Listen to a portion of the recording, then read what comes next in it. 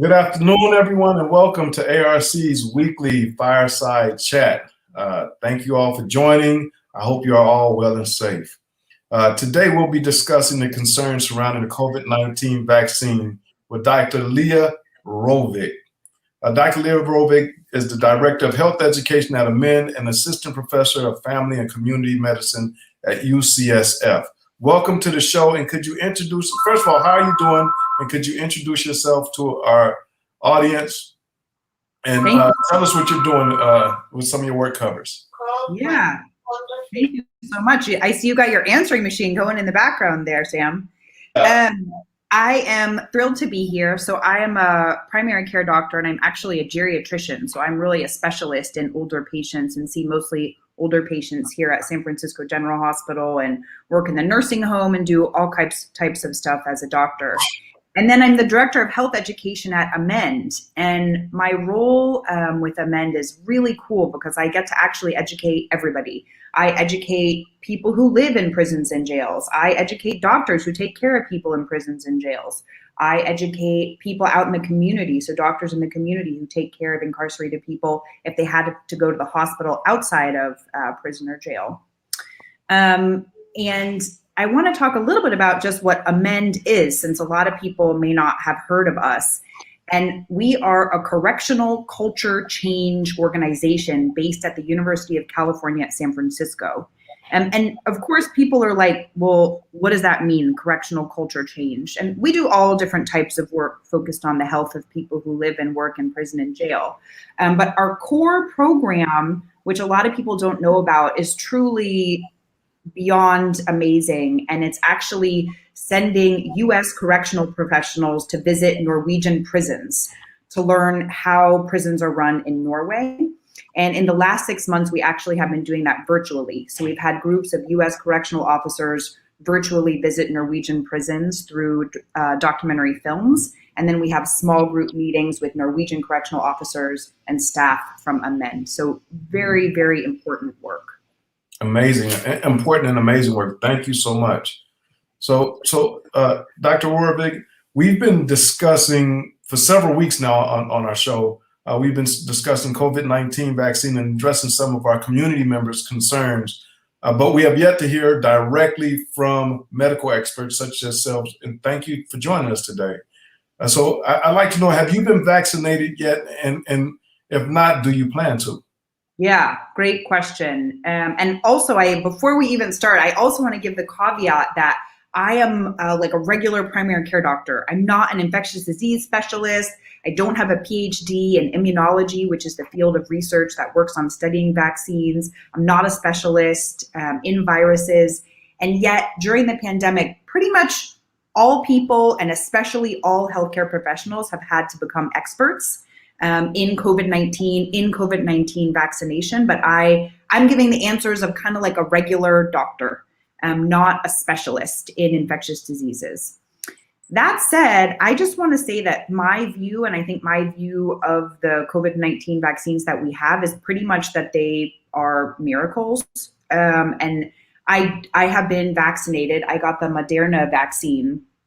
And I work at the nursing home at San Francisco General Hospital. And so because of that role, I was a priority person to get the vaccine. And the first day they started out giving vaccines here, I literally was checking my email just nonstop every single day. Did I get the invite? Did I get the invite? Did I get the invite? Did I get the invite? And I think one thing I really want to convey to people is most of us in healthcare feel so lucky to get the vaccine. Like it was like a gift to me. Like I was just waiting every day, like, is it Christmas yet for me to actually get my shot? So I got my first 2 shots, and then I got I got my first shot 4 weeks ago, and I got my second shot this week. So yes, I'm fully vaccinated now. Thank you so much for that. And I'd like to also share with the audience. So my mother, who's 82 and who has a life-threatening disease, cancer, she was diagnosed with, and she's going through treatment for that right now. She was vaccinated 2 weeks ago. 82 with cancer, vaccinated 2 weeks ago, and she's fine. So I just want to make sure we actually, when I even give you location, 79th in Normandy, in South Central LA, we drove there and the fire chief that was there, that was in command of the vaccination center, because my mom could not really walk, he came out and vaccinated her in the car. And so, and she received the Pfizer vaccine. And so just wanted to share that with the audience because I hear a lot of these rumors and things. This is real life. This is my mom, the person who stood by me through my entire prison stay and who has always supported me and believed in me. She's been vaccinated and she's safe and well at home right now, or still battling cancer. And Sam, I wonder if you could share a little bit, were you guys nervous to get her vaccinated, or did you feel really confident from her doctors that it was absolutely the right thing to do? Certainly, I take care of a lot of patients like your mom, and my recommendation to all of them is, oh my God, get the vaccine the absolute first day it's offered to you. So absolutely. So this was an informed decision by my mom. So when the pandemic first hit, one of the things that my mom told me to do, she said, read about the Spanish influenza, because every year she always would try to get me to take the flu vaccine.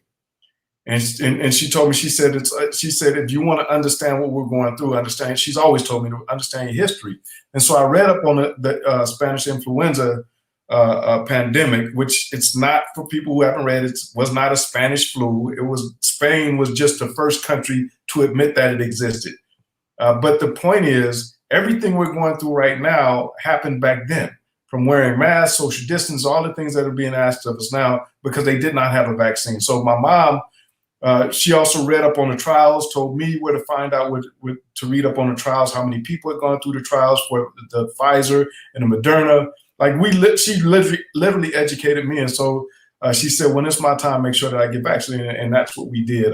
And so I'm relieved that she's gotten the first shot, and I wanted to get the second shot because, again, she's 82, and I wanted it to live well into her 90s, God willing. I'm also waiting to get the vaccine. So if anybody wants to know, are you going to take the vaccine? Yes, I am, but I'm not I'm not a frontline worker. I'm not past the age of 65, so I'll wait and I'll wear a mask and socially distance and do all the other things that are necessary to protect myself and my family. Can I offer just a couple comments on all that, Sam? So one thing is that, first of all, some people are asking, do I really need the second vaccine? If I get the first, is that enough? And I actually listened to a really long interview between 3 doctors about this last night. And the second vaccine is really critical for arming your entire immune system to be ready to fight the virus if you're exposed to it. So you really do want to make sure that you get both shots. The other thing is, and I can speak to this, I was talking to your staff a little bit before this, we do expect and see more side effects with the second shot. And, I heard an interview actually with a doctor you guys work with that she doesn't like to think of side effects. She likes to think of them as important signs that your body is doing what it should with the vaccine. So in my personal experience, I got my second shot of the Moderna vaccine Tuesday at noon. And by about 9 p.m., I was not feeling very good. I had muscle aches. I felt hot and cold. I really didn't feel very good. I felt really tired. So I went to bed. I actually had a fever overnight, which is not common. It's fewer than 1 in 5 people who actually have a measurable fever. But by the day after that, I feel completely fine, completely normal. And in a way, when I was feeling so sick, I felt like, this is great. My immune system is doing exactly what it should, preparing to fight COVID if I'm ever exposed to it in the future. And so I really want people to know that those experiences or feeling sick after that second shot, occasionally people might feel that way after the first shot, is really something we expect to happen and is actually a good thing. Thank you, Dr. Rorvig. So just for our audience, just to be clear again, what we're trying to do is make sure that you're informed, that you have the information in order for you to make an informed decision for if you want to take the vaccine or not. We're not promoting either way. I personally, as I said, I'm going to take the vaccine. My mother's taking the vaccine. I made sure that she's taking it. But we want to give you information so that you understand exactly what the vaccine is, what it does, and why you should or shouldn't take it. It's totally your decision. And in terms of the vaccine, Dr. Rorvig, the COVID-19 vaccine is different from other vaccines out there. Is this vaccine an inactive form of COVID-19 like other vaccines, like the flu vaccine, for instance? Yeah, so this is a really, really special, brand new type of vaccine. Both the Pfizer and Moderna vaccines, which are the two vaccines that are authorized to be given out in the United States right now, both of them are called mRNA vaccines, and mRNA stands for messenger RNA. And this is a really, again, I kind of said that I view, and a lot of doctors view, the COVID vaccines as a miracle, because this is a new technology that has been in development actually for more than a decade, but finally is being put to use with these two vaccines. So I kind of like to think of it like this. What the mRNA vaccine does is it's actually, there's no part of COVID itself that's given to you. What's given to you is instructions for what to look for if your body is exposed to COVID. So it's like giving you a little recipe to say, okay, here's the information you need to prepare your immune system should you be exposed to COVID, and it gives you these instructions in the form of mRNA. Does that make sense, Sam? Because it's actually, understanding the mRNA vaccine is really complicated. It's not an easy or intuitive thing to understand. It reminds me of my science classes when I was in high school. So Yes. I understand what messenger RNA is, but I literally was remembering from high school. So it's a way to message your body. How do you, like, in other words, I remember in junior high school, they kind of explained white blood cells as kind of like soldiers. And so your body tells the soldiers where the body is being attacked at, and white blood cells are the soldiers, and they go to attack. Same with the like, really making it simple. The body is telling you, the messenger RNA is telling your body, this is what you have to do to fight this off. Yes, and it's actually, what's really special is that the vaccine itself is instructions about, this is what COVID looks like when it shows up. So that it actually is prepared. Your immune system is amazing, and it has a big memory. It's able to remember many, many, many, many different diseases that you may have been exposed to or vaccinated against. And it tells it specifically, if you ever see this specific looking virus, which has those special proteins that we know are on the outside of the coronavirus, the so-called corona or crown, then attack it. And that's what keeps you from getting sick after you've had the vaccine. Okay, we have a question here from Veronica Perez, and she said, do CDC prisoners have a choice? And my son has had COVID in prison, does not want it. Second shot inmates are getting weak and sick. So first, Dr. Rorvig has already talked about her personal experience in terms of the second shot. But in terms of, as I understand it, the way the vaccine will be available in CDCR, it's your choice. You can take it or not. So that's my understanding. And do you have additional information to that? And just kind of want to follow up again in terms of getting weak and sick as the second shot is administered. Yeah, definitely. It's always a person's choice whether or not they receive the vaccine, particularly people in CDCR. Absolutely, it should be everybody's choice. I do want to emphasize that the second shot is important because it actually gives you much longer lasting protection from actually getting COVID or from getting COVID again if you've already had COVID. I'm wondering, Sam, if there's another piece of the question that I'm not understanding well. As I said before, definitely I recommend both doses, and definitely we expect that some people will feel sick after the second shot, just as I did, and that's okay, and they should not feel sick longer than 48 hours. If someone feels sick longer than 48 hours after the second dose, we would actually be worried, are they sick with something else? And then they need medical evaluation. No, I think you answered both questions. One, that if a person does not want the shot, they don't have to take the shot. And then, yes, people do. There are some reactions after the second shot. And that's your body reacting, so that it's basically saying your body is armed now, ready to defend for itself. That's right. And I just want to actually emphasize, of the people on the Amend team, I'm actually sort of a special expert, if you will, in we call it the medical decision-making rights of incarcerated people.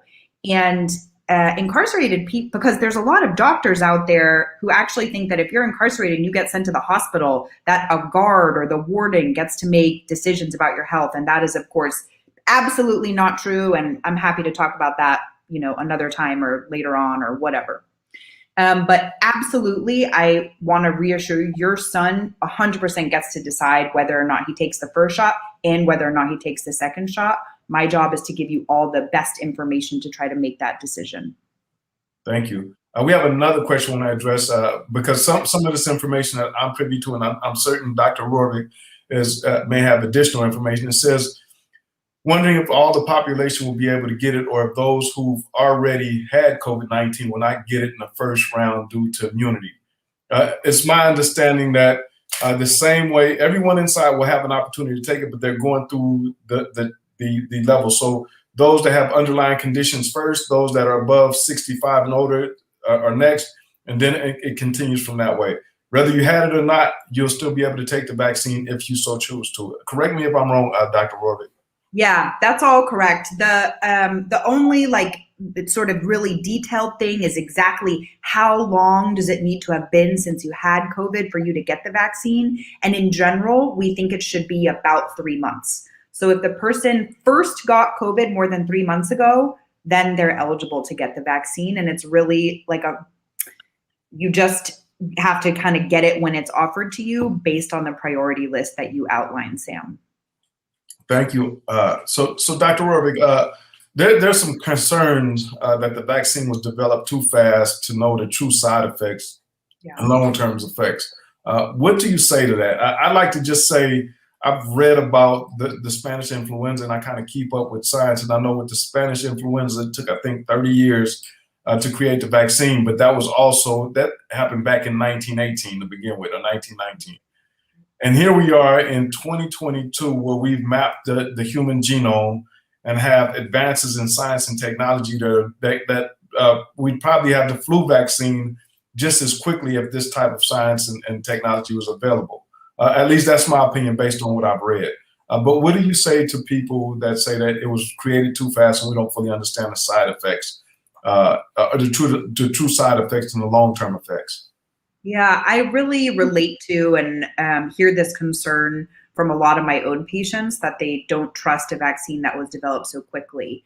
And there's a couple things I like to say to that. First of all, when we think about the number of people who received these vaccines in the studies they did on them, the Moderna vaccine was about 30,000 people, and the Pfizer vaccine was more than 43,000 people.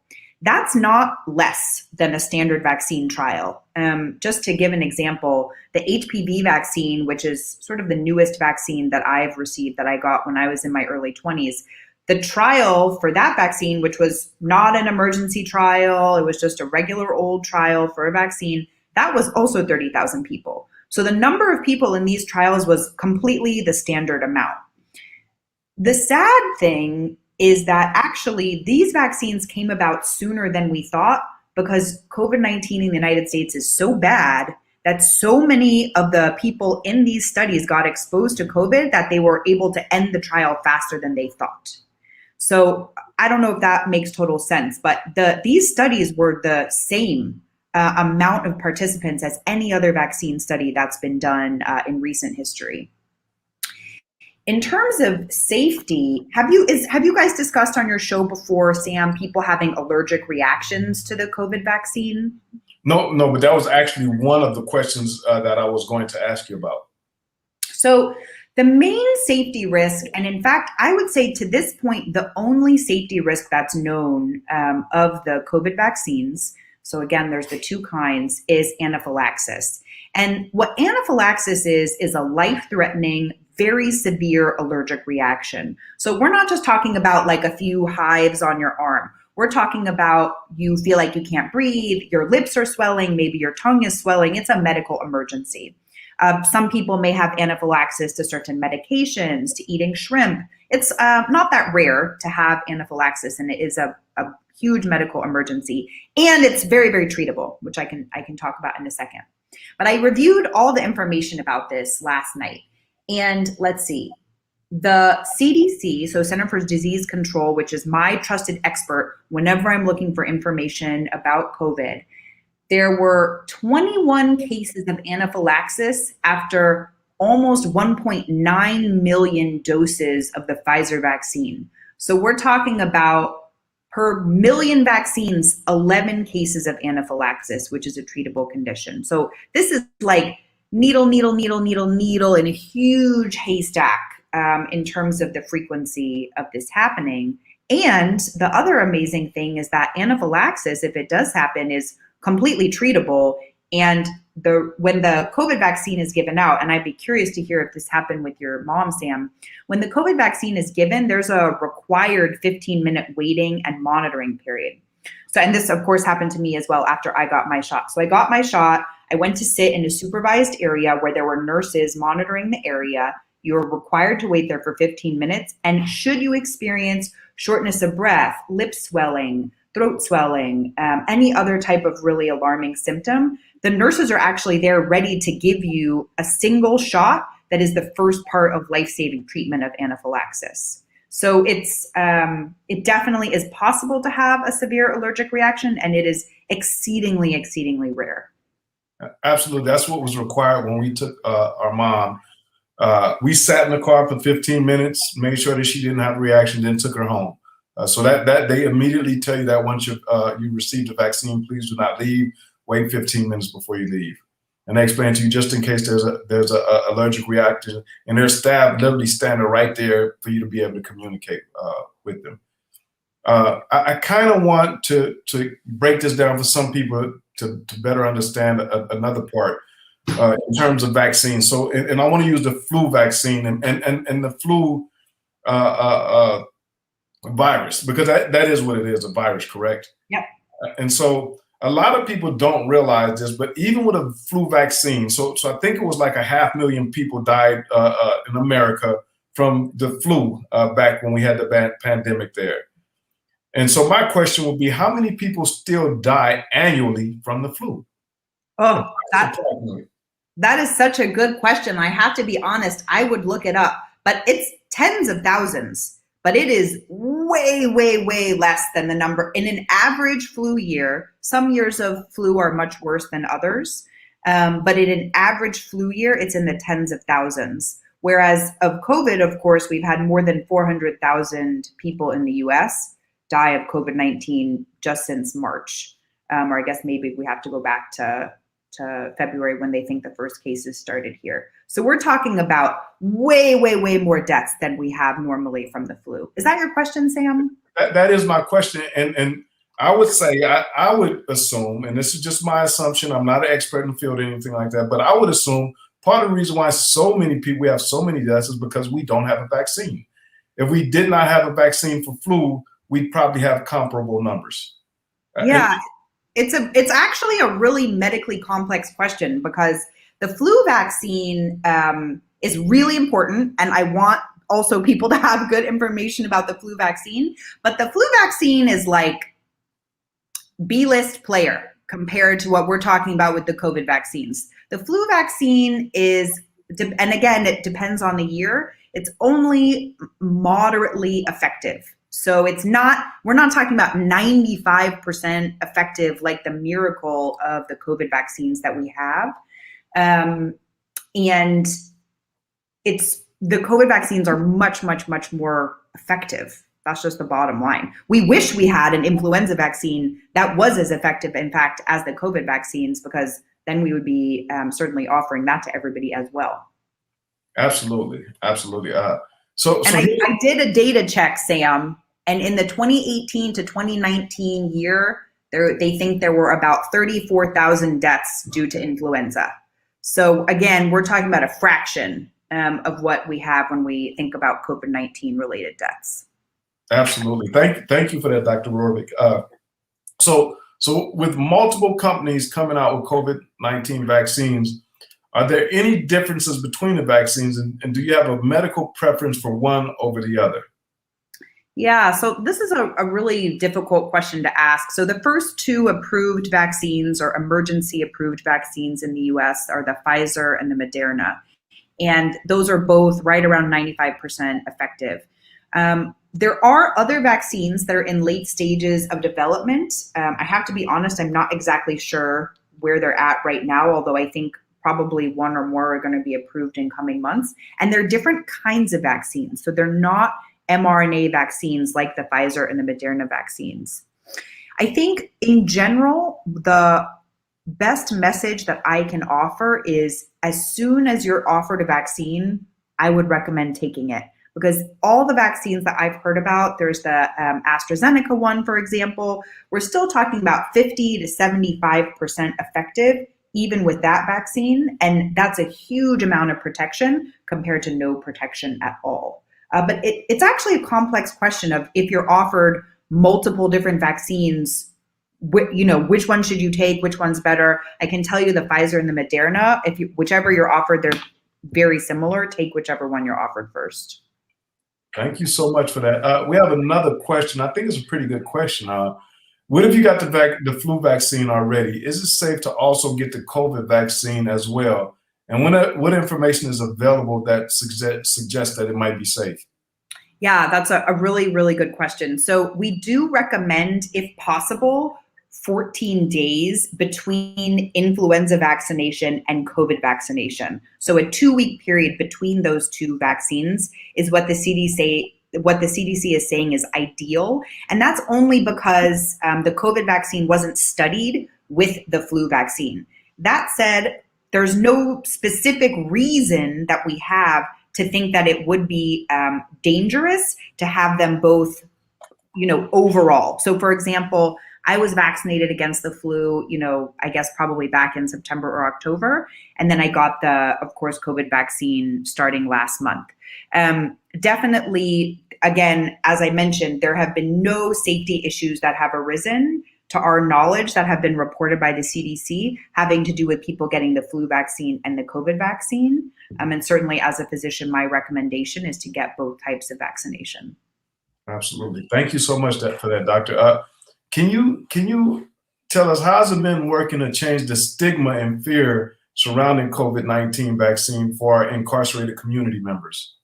Yeah, so this is I'm very, very passionate about this work. And we started hearing from our community partners that there was a lot of fears and misinformation about the vaccine. And so I and my boss and colleague, Dr. Bree Williams, who's the founder of Amend, we got together with a bunch of community partners. We heard the questions and concerns that residents of prisons were having. We put together this frequently asked questions document to just address head on some of these fears that we were hearing.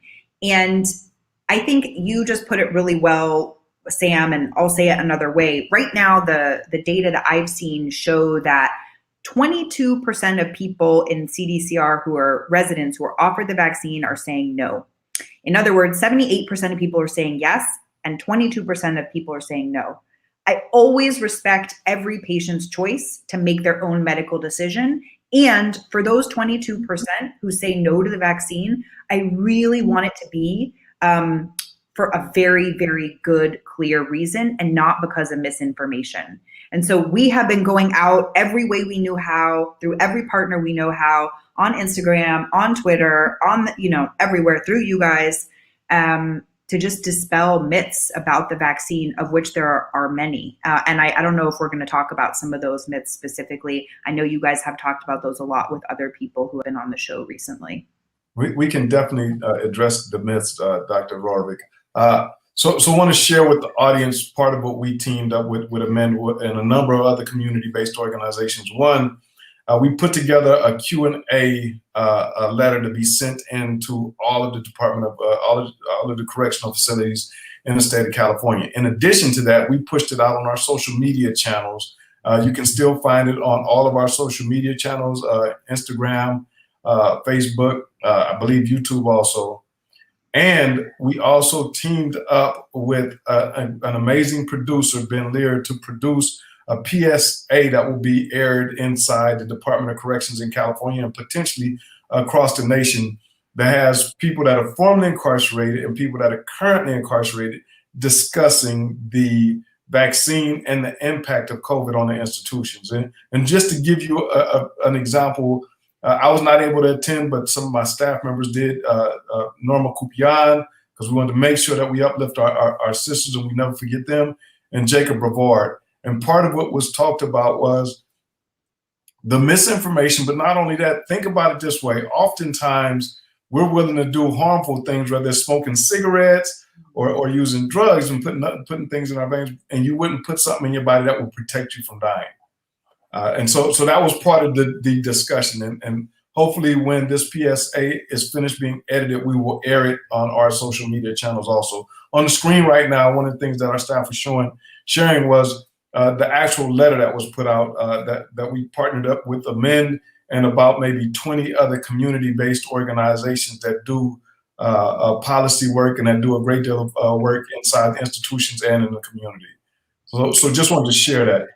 And I want to say that also we continue to get more questions, as I'm sure you guys do as the Anti-Recidivism Coalition. For example, we just got a letter of questions from a resident council at a CDCR facility. And so now we're going to be adding information about that to the FAQ and, of course, writing them back a detailed letter addressing their concerns. So we are always here, ready and available to continue answering detailed questions as they arise, since everyone's questions are kind of unique and specific to their own circumstances at their institution.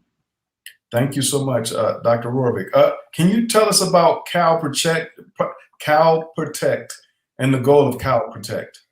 Yeah, so Cal Protect is kind of a sort of sub-project within Amend. And let me find my piece here about it, because I do a very small piece of the Cal Protect work. So Cal Protect stands for California Prison Roadmap for Targeting Efforts to Address the Ecosystem of COVID Transmission. And what Cal Protect is that UCSF and UC Berkeley together, including part of the staff at Amend, were actually hired by CDCR to come in as an outside investigator to really take a look at certain facilities where there have been or could be outbreaks and basically figure out what could have been done better, what can be done better should this happen again, because even if we have COVID-19 now, what about influenza next year? What about other illnesses that could arise? So then making recommendations essentially about how to make these facilities as safe as possible from an infectious disease standpoint. And I know they've already done visits to 3 different facilities: San Quentin, SADF, and CMF. And there have reports in process about all of those facilities. Thank you so much for that. So that's amazing to have medical experts on the ground going into facilities to see how to keep our community members that are currently incarcerated safe in case another pandemic, like for this one and in case another pandemic breaks out again. Can I just say the expertise also of the scientists working on this is incredible. Some of them are detailed. They're scientists who study specifically ventilation, who actually specifically study how particles of a virus or disease travel through the air at CMF, or how they did travel through the air at San Quentin in order to infect, unfortunately, majority of the people who lived at San Quentin. So it's actually really amazing the work that they're doing. Thank you so much. So wanted to address a question in terms of visiting that's in our chat. Would visiting be held back if you don't take the vaccine? Actually, CDCR has already put out a roadmap of reopening for every institution. And it depends on the rate of positive tests in those facilities. So Pelican Bay can be treated differently from, say, Chino, based on the number of positive tests. Once you get down below a certain number, more and more programs will be allowed. Visiting will not be stopped based on you having that vaccine or not. I haven't seen that in any type of writing or documentation. And the documentation, which we've also pushed out on our social media, and I believe is available on CDCR website, is that once they get below a certain number, then more programs will be opened up. But this is for both the protection of the people that are currently housed there and for the public's protection. I take no side in this. I'm just trying to deliver information that's available so people understand that eventually, once the numbers come down, visiting will open up. And I think that's going to have to do also with the vaccine, but in a different way, meaning as more people in the community get the vaccine, less people that are currently in custody will also not have a high infection rate. Dr. Rorvig, next question I'd like to ask you is, what are some of the recommended resources community members can have access to educate themselves about COVID-19 vaccine? Yeah, I think I definitely, for everything, I go to the CDC first. So CDC is the Center for Disease Control. They are the nation's leading resource put out by doctors and scientists. So even though it's funded by the government, it's only doctors and scientists are involved in the production of that information. So even in preparing to be on this show yesterday, I reviewed all the guidelines from the CDC about the COVID-19 vaccine. And they also have great information for patients, for loved ones, for family members. So I definitely start there. And then, of course, we at Amend make sure to put out really good COVID-19 related materials, but the CDC is always a website that I trust. I think the state of California actually also has really good COVID-19 materials. Thank you so much, Dr. Rorvig. I want to go back for a minute when you were talking about the number of people that went through trials. And the reason why is I kind of want to drill down on some of the rumors that people have said. So one of the things that they were saying that I've heard is that they want to use the vaccine and make people that are in custody the guinea pigs. Yep. And I've tried to explain that the guinea pigs, as people put them, quote unquote, were the people that volunteered to go through the trials. And so this is literally 30,000 people that volunteered to be injected with, correct me if I'm wrong on any of how I present this, that volunteered to go through the phases, different phases of the trial, to be injected with this vaccine and then be introduced to the virus of COVID to see how strong the vaccine was or how successful it was.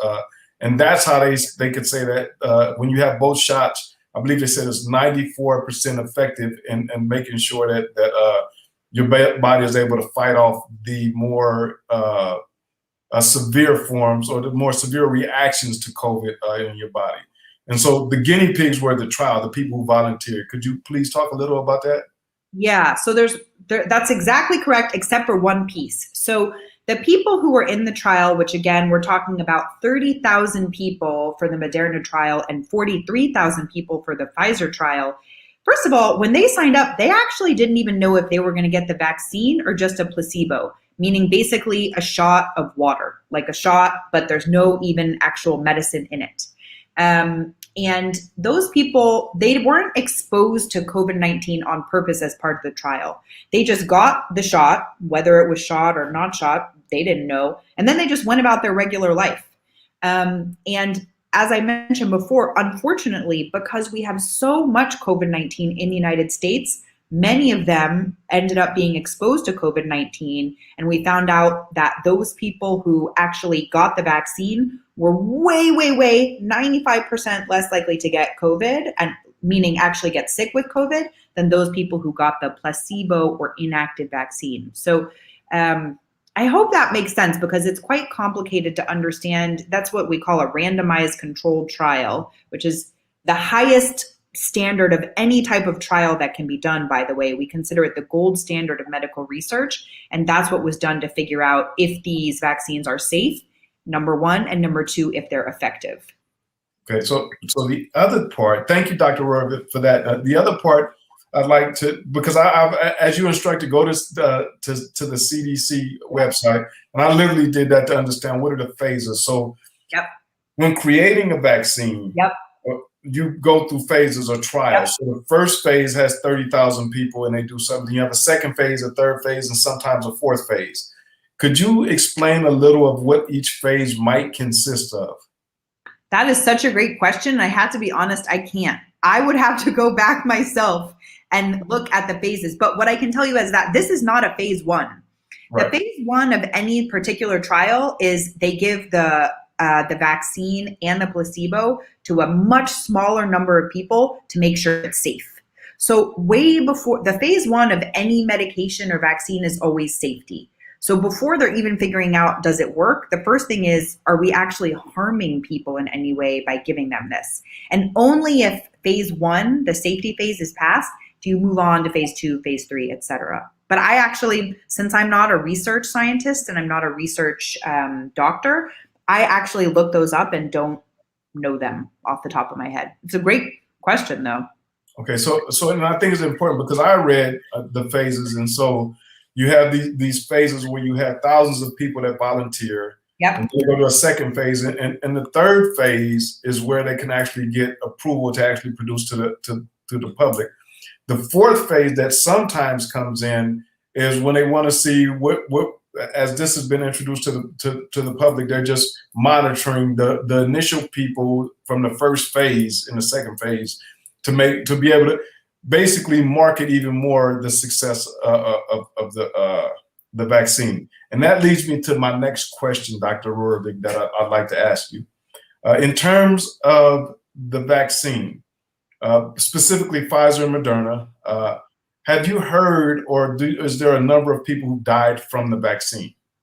Yeah, it's such an important question. And at this point, we're not hearing of any reports of any person who has died because of the COVID-19 vaccine, Pfizer or Moderna. So I am not aware, and I, again, re-reviewed all the CDC information last night, and there are no known cases of death due to the vaccine. And as a reminder, we're talking about more than 400,000 deaths from COVID-19 in the United States. And I'm sure you have reviewed recently the numbers of, sadly, the number of more than 2,200 incarcerated people who've died from COVID-19.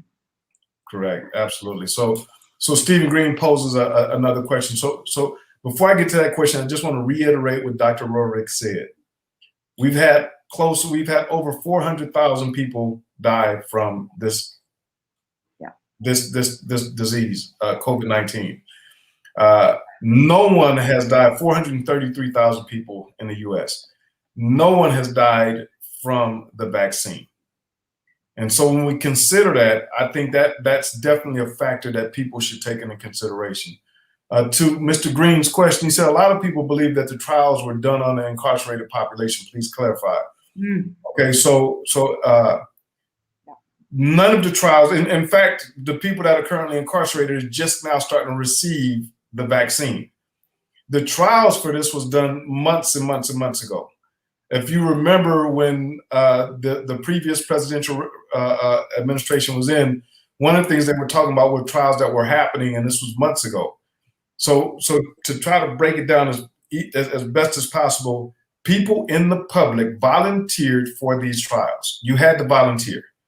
And so they volunteered for both the Moderna and the Pfizer vaccine.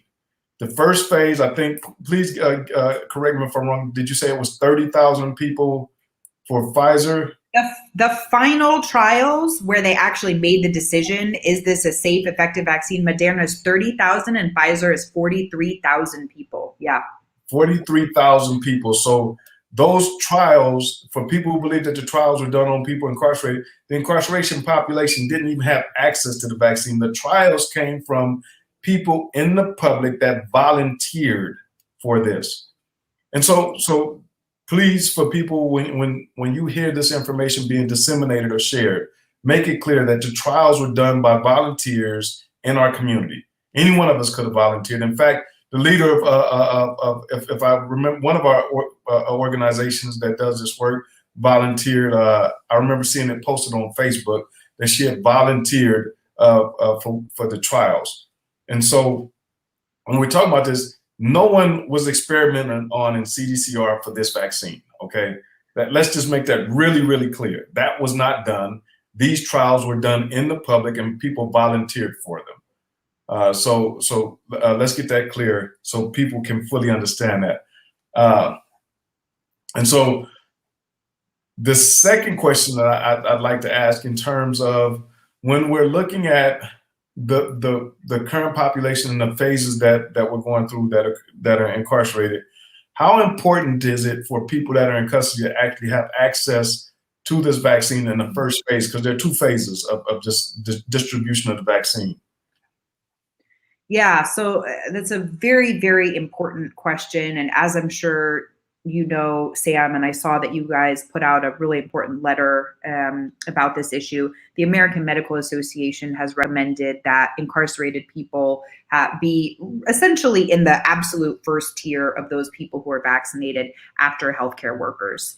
And I cannot emphasize enough how critical it is that incarcerated people be vaccinated or be prioritized for vaccination absolutely as early as possible.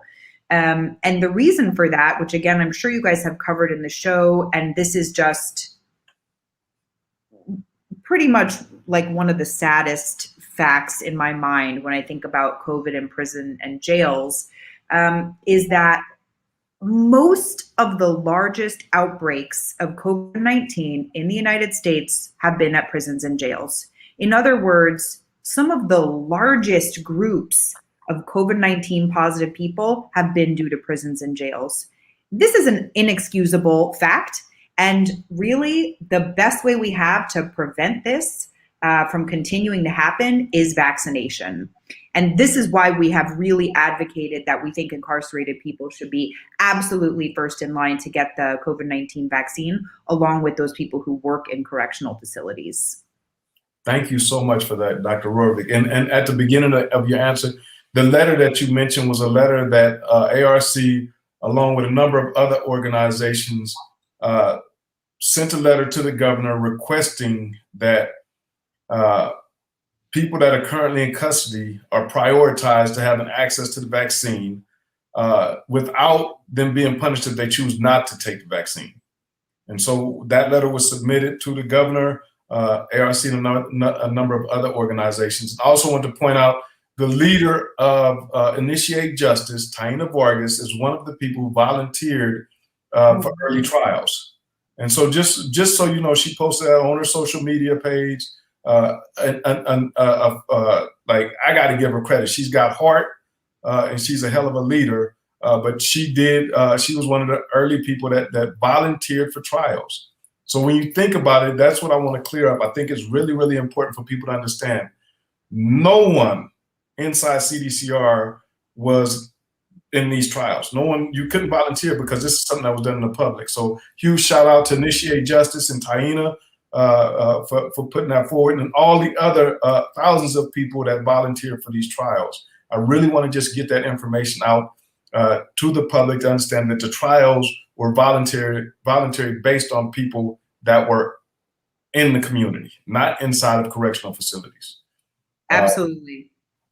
Very well put. And we have loved partnering with Initiate Justice because they actually, one of their organizers, Lee Gibson, helped to make sure that our FAQ in a printed form was mailed at least one copy to every CDCR facility. So we've been told that there's one pasted up inside every facility for residents to read, whenever they're able to.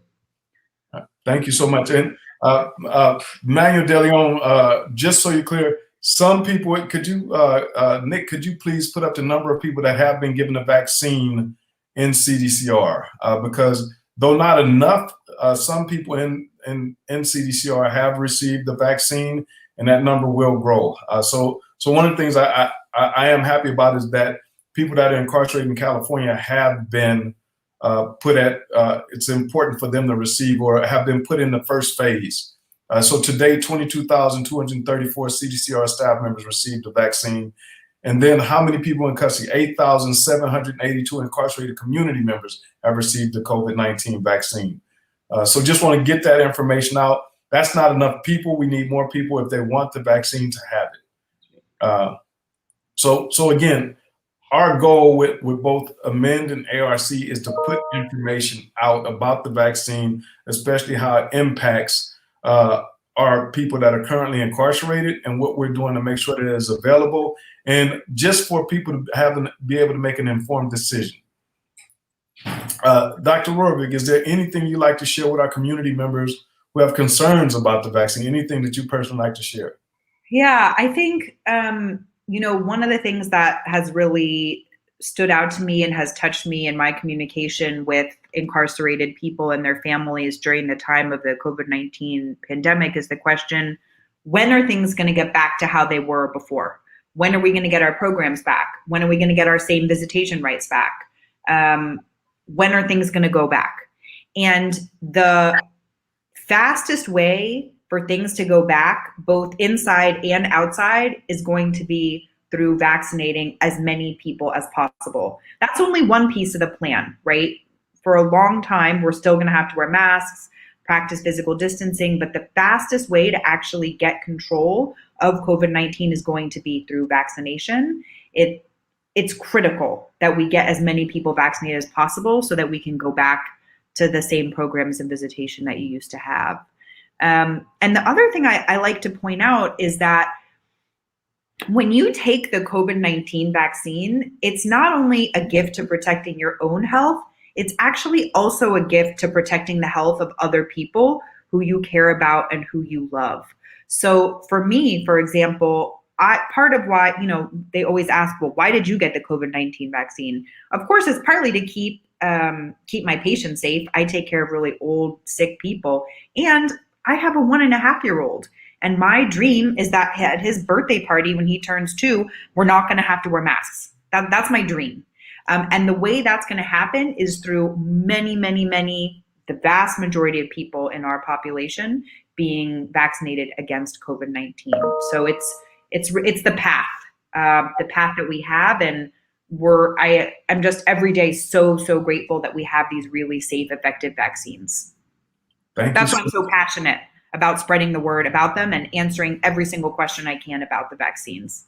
No, I agree 100% with you. And so one question I want to answer before we have closing comments is for Ms. Williams, in terms of the language that we're using. So the reason why we want to prioritize people that are in custody before the general public that's healthy like myself is because they can't social distance. That's correct. Just as I'm sitting at home in my office and I can choose to stay here and not go around anyone, people that are in custody can't do that. They don't have a choice. They're in a confined space where they can't leave. And so the same way we prioritize the elderly who are first because they're more susceptible to it. The same as we prioritize people that are in healthcare facilities because they're more likely to get it. The same as we prioritize doctors and nurses and healthcare professionals because what is their job? Their job is to tend to the sick. And so when a person comes in, if I'm a doctor and I see 100 people that have COVID, my chances of catching it are much more likely than anyone else's. And so that's why we say when we prioritize healthcare workers, first responders, and then we ask for people that are in custody, elderly people with underlying health conditions, and then people in custody, we're asking for that because they don't have the space to be able to social distance. We have the choice and ability to do that. That's why we ask for them to be prioritized. Absolutely. And can I just add one comment about the sort of language that we at Amend use? And this is something I learned from Adnan Khan, is we actually really strongly prefer the term physical distancing because social distancing is part of the punishment that you receive when you go to prison. And you don't have a choice. You have to practice that type of social distancing, usually when you're on the inside. But physical distancing, you cannot practice when you're on the inside. You are around dozens, if not hundreds, if not thousands of other people every single day. And it is very, very difficult to effectively physically distance inside of a CDCR facility or really almost any jail, prison, or detention facility. So thank you so much, Dr. Rorvig. Greatly appreciate you joining our show. Do you have any last comments or thoughts that you want to share with our audience? Thank you so much for the invitation. And I am just so excited to continue informing people about the vaccine. If you have questions, go to a trusted resource like the CDC. That is the way you're going to get your questions answered. Thank you again, Dr. Rorvig. Thank you for the work that you do. Thank you for the work that Amend does. Thank you, everyone, for joining. Next week, we will be talking about National Freedom Day and House Congress Resolution 100, urging the establishment of the United States Commission on Truth, Racial Healing, and Transformation. If you know a little bit about history in South Africa and Rwanda and other places where they've had these commissions on how to heal, then you know how important this is for us to actually have in the United States. We've never had this conversation when we talk about racial justice, when we talk about healing, when we talk about everything that has happened to people that came here, especially minorities, and African Americans in particular that came here against their will. And so next week we'll be talking about House Congressional Resolution 100, which again is the urging for the establishment by the United States of a Commission on Truth, Racial Healing, and Transformation. If you have an opportunity, please Google it. We'll be talking about that next week.